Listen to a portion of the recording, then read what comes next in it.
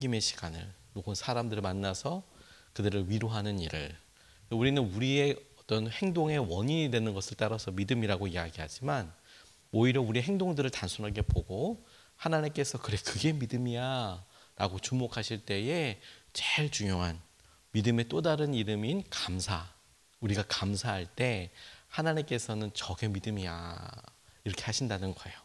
뿐만 아니라 우리 주위에 있는 사람들도 와, 어떻게 저런 상황에서 감사하실 수 있어? 어떻게 저렇게 말씀하실 수 있어? 아, 너무 참 대단하시다. 그 감사하는 모습이 믿음이라는 거예요. 믿음. 오늘 첫 번째로 주목하고 싶은 것은 골로새서 2장 6절 말씀을 보면, 그러므로 여러분이 그리스도 예수를 주님으로 받아들였으니 그분 안에서 살아가십시오 이렇게 이야기하고 있는데, 우리가 그리스도 예수를 주님으로 받아들였으니 그분 안에 살아가는 것과 관련해서 이게 우리가 믿음 생활 자체 아니겠습니까? 그분 안에서 살아가는 것. 그러니까 믿음을 가지고 예수님과 함께 그분 안에서 살아가는 것이 믿음의 핵심인데, 근데 이 믿음을 어떻게 알 수 있을까?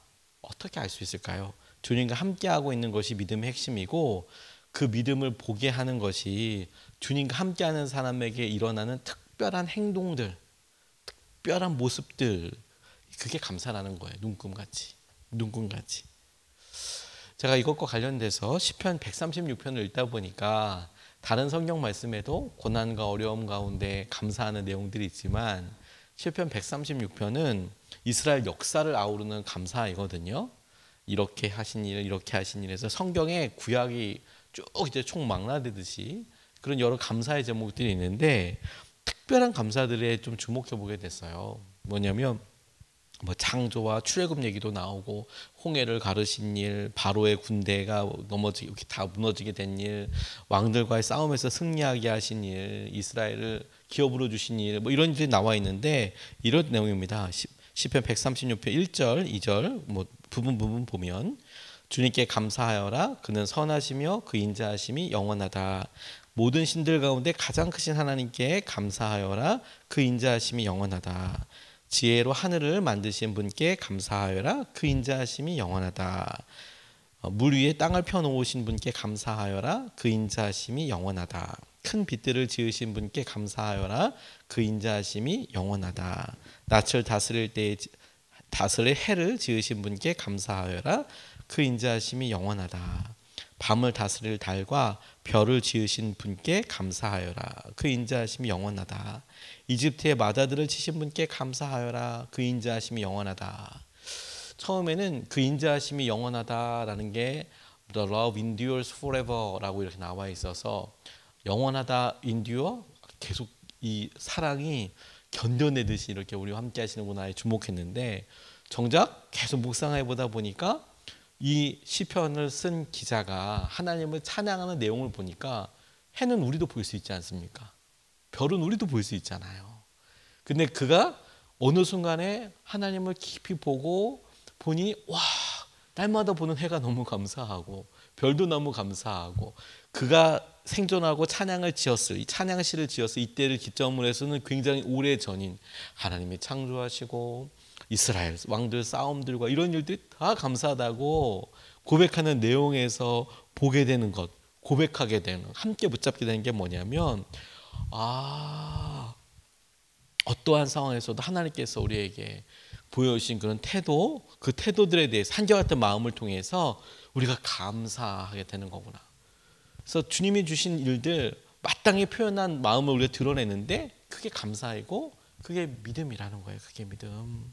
특별히 미리 감사하는 것을 더더욱 우리가 믿음이라고 할 수 있겠죠. 제가 어느 목사님이 이렇게 저희들 앞에서 설교하셨을 때 진솔한 표현에 참 깊은 공감을 한 적이 있었는데, 이분이 이런 이야기 하셨어요. 목사님들 이렇게 모아놓고 이야기하실 때 자기가 뭘 잘했나, 혹은 여기까지 오면서 뭘 했나, 이런 생각들을 하게 됐대요. 법 공부를 오래 하셨던 분인데, 그 사법고시, 당시에는 사법고시가 있었으니까요, 사법고시 여러 번 보다가 떨어지고 부모님한테 민망하기도 하고, 그래서 내가 다른 일을 해야 한다라고 해서 여러 일들을 해보다가 주님의 부르심과 은혜를 깨닫고 목회의 길을 가게 되고, 그래서 다른 사람들보다 조금 늦게 목회를 시작해서 그래서 개척을 하고, 그리고 큰 교회는 아니지만 그래도 목회를 열심히 행복하게 이렇게 하고 있는데, 뭐가 바뀌었나? 뭐가 바뀌었나?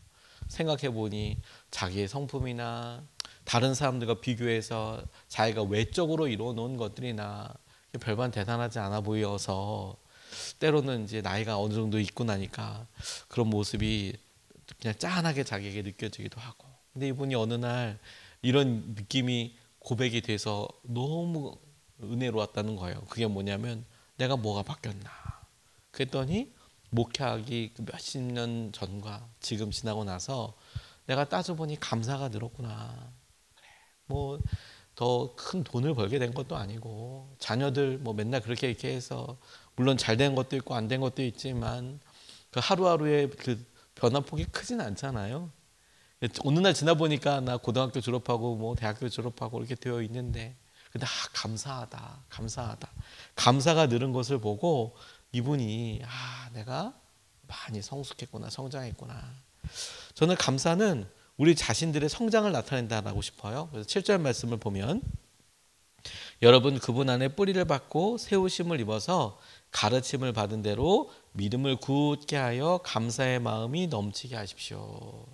믿음을 굳게 하여 감사의 마음을 넘치게 하십시오. 감사는 어디까지 하게 되었는지를 통해서 우리 자신의 믿음을 드러낼 수 있겠다고 싶어요.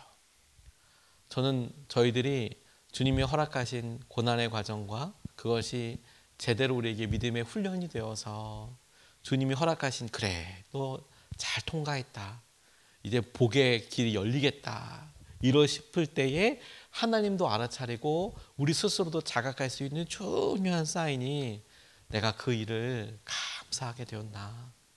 감사합니다. 감사하게 되었나. 그걸 통해서 믿음을 하나님께도 우리도 알게 되는 것이다, 이런 생각이 들었어요. 감사는 우리 안에서 하나님이 하신 일을 인정하시는 것과 동시에 그 일이 가장 선하고 합당한 일임을 고백하는 행위예요. 하나님 그 일이 너무 감사하고. 그래서 감사는 놀라운 것입니다. 어떻게 저렇게 할 수 있을까? 어떻게 저렇게 할 수 있을까? 그래서 하나님이 하신 일에 대한 것이기 때문에 감사는 찬양과 또 바로 이어지게 됩니다. 하나님 감사합니다. 이 모든 일들은 하나님이 하셨습니다. 하나님께서 이끌어 주신 은혜를 보게 됩니다. 사무엘상 7장 11절 12절 말씀에, 이스라엘 사람이 미스바에서 나와서 블레셋 사람을 뱃갈 아래까지 뒤쫓으면서 무찔렀다. 사무엘이 돌을 하나 가져다가 미스바와 센 사이에 놓고, 우리가 여기에 이르기까지 주님께서 우리를 도와주셨다 하고 말하면서 그 돌의 이름을 에베네셀이라고 지었다. 여기까지 도와주셨다.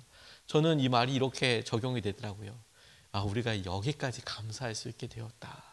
여기까지 감사할 수 있게 되었다. 그게 우리의 믿음이 성숙하고 성장했을 뿐만 아니라 우리의 마음속에 하나님께서 보게 하신 우리의 삶이 그렇게 변하고 주님께서 하신 은혜를 누리게 되는, 마치 그래서 감사가 눈금과도 같이, 우리가 뭔가를 봤을 때 아이들 키가 자라거나 혹은 우리가 우리의 몸무게의 변화를 알기 위해서 체중계 위에 이렇게 올라갔을 때 변화를 알듯이, 감사는 우리가 하나님께서 하실 여러 일들과 상황들에 우리가 보여지게 되는 분명한 표현이자 믿음의 놀라운 통로가 되는 거죠. 그게 중요한 거죠. 그게 중요한 거죠. 감사가 늘었나, 감사가 늘었나. 그러니 여러분, 우리가 오늘도 하루를 이렇게 보낼 때, 제가 오늘 말씀을 이렇게 갑자기 오늘 엘리베이터에서 그렇게 있으면서 긴급 전화를 하고 기다리고, 연락이 이렇게 해서 그분들은 오신다고 하는데 잘 안 오셔서 이거 언제까지 기다려야 하다. 그래서 우리 장로님께 제일 먼저 연락드리고, 그리고 이제 통화를 하고, 이거 지금 상황이 좀 쉽지 않습니다. 그리고 생전 처음으로 119에다 직접 전화를 해서 우리 살려달라고 좀 구해달라고, 그래서 출동해서 올 때 보니까 큰 소방차가 왔더라고요. 와서 이렇게 하고, 근데 이렇게 쿵 하고 있을 때 오늘 새벽 예배 이런 것도 있었지만 감사하더라고요. 감사합니다 하나님. 그래도 꽤 고층인데 저희가 13층이니까 내려다가 그 위에서 만약에 탁 섰으면 진짜 무서웠을 텐데 그래도 거의 1층 가까운 데서 그렇게 물론 사이에 끼긴 했지만 그래도 거기서 떨어지면 좀 그래도 좀 낫잖아요. 12층에서 그렇게 했으면 얼마나 겁났겠어요. 이거 했으면 이거 어디 무서움을 어떻게 되나. 물론 나중에 생각해 보니까 2층도 낫진 않은데 감사합니다 하나님. 감사합니다. 그래도 저희가 항상 새벽 일찍 나오다 보니까 그래도 이런 생각들 다 할 수 있고 하다 보니 너무 감사합니다. 그래서 나오자마자 응급실 갈 거냐고 얘기하는데 괜찮다고 얘기하고 나오는데 이제 막 예배가 시작돼서 그래도 교통법규 안 어기고 잘 왔어요. 하지만 최대한 빨리 왔어요. 막 날라오듯이 왔는데 아침에 이렇게 우리 찬양해 주시는 집사님 방송을 이렇게 들으면서 하나님 감사합니다. 이런 귀한 동력자들과 함께하는 것이 너무 감사합니다. 또 아침에 또 이렇게 온라인으로도 걱정해 주시고 하나님 너무 감사합니다. 하나님의 은혜가 감사합니다. 그리고 생각해 봤어요. 제가 1년 되기 전에 당시에 저희 교회가 컨테이너에서 제가 목양실에 있을 때 그때는 너무 추웠고 그래서 똑같이 119에 실려간 적이 있더라고요. 그때는 제가 신고하지 않고 저희 장로님이 신고해 주셔서 제가 디스크가 터져서 응급실에 실려가는 일이 있었잖아요.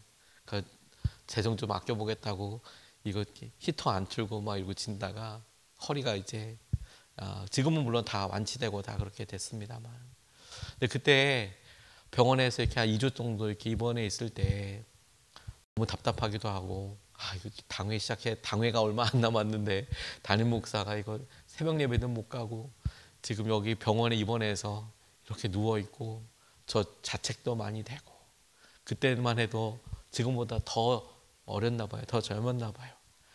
어떻게 되나 이렇게 염려 걱정 많은데 근데 이제 10년 정도 지난 거잖아요. 근데 아침에 새벽 예배 나오면서 똑같이 이렇게 쾅 물론 지금이야 크게 겉으로 다친 것은 없지만 그래도 감사합니다. 하나님 감사합니다.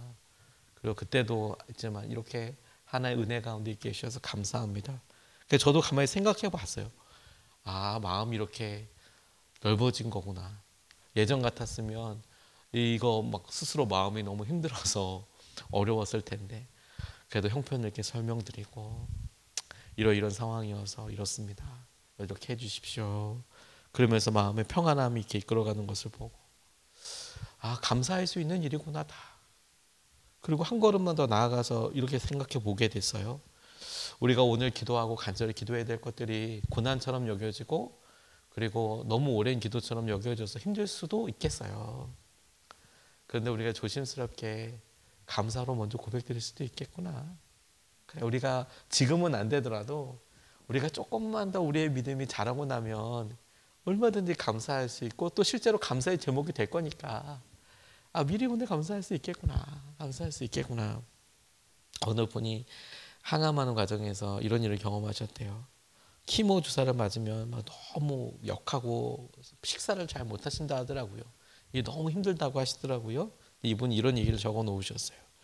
아침에 키모를 맞았다. 저녁에는 샐러드를 먹고 토했다. 아파서가 아니라 많이 먹어서 그런 것 같다. 표현이 너무 그렇죠. 너무 귀하더라고요. 엄마가 많이 놀랐을 텐데 엄마 아파서 그런 게 아니라 많이 먹어서 그런 거예요. 간호사님도 나를 위로해 주었다. 난 너무 행복해서 어떻게 감사를 표현해야 할지 모르겠다. 지금 이렇게 감사한데 이렇게 기쁜데 이 악물고 버텨보리라. 오너라. 또 다른 날에는 오늘만 같아라. 좋은 날이다. 부작용도 없다. 감사하기만 하다. 또 다른 날에는 오늘은 참으로 특별하다. 내가 장하다.